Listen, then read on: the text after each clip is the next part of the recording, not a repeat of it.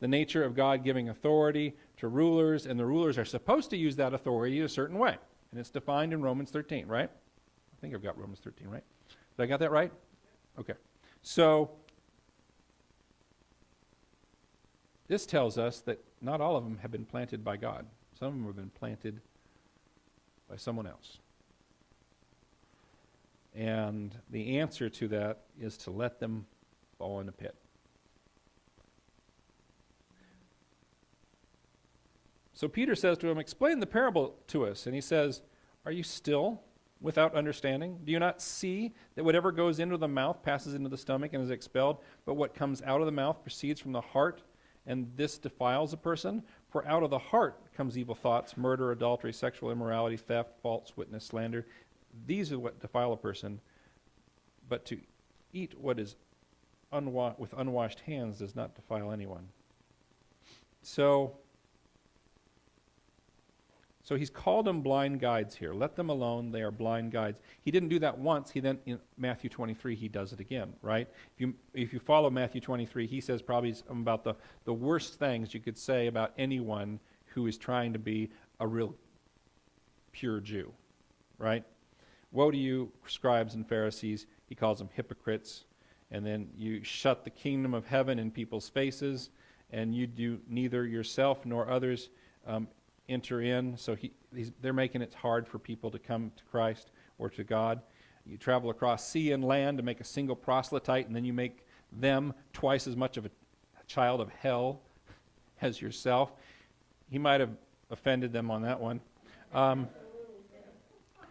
Woe to you, blind guides! If anyone swears by the temple, it's nothing. But if anyone swears by the gold on the temple, he's bound by his oath. You blind fools!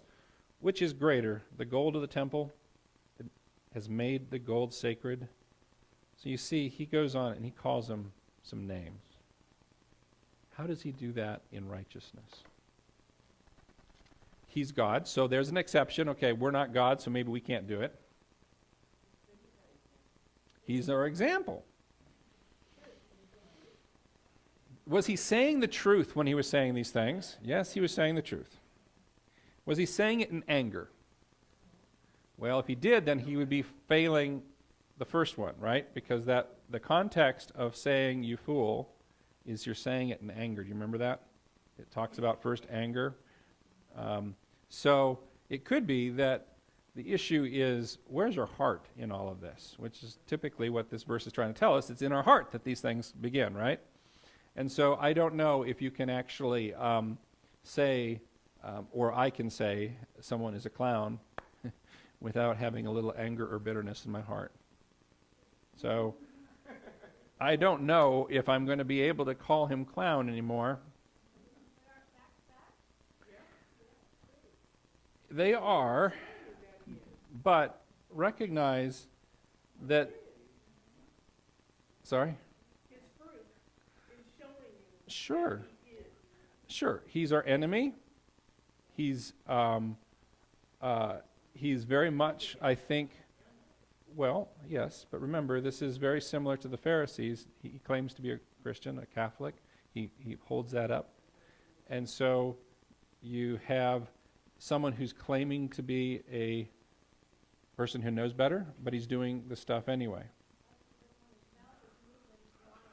Well, hang on. Let's be careful here.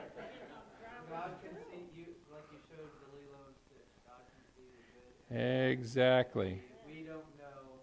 And we don't know for sure if he's the person who's going to be like Nebuchadnezzar and repent and turn around. One of the good things about, I just read that in my devotion, that part with Nebuchadnezzar.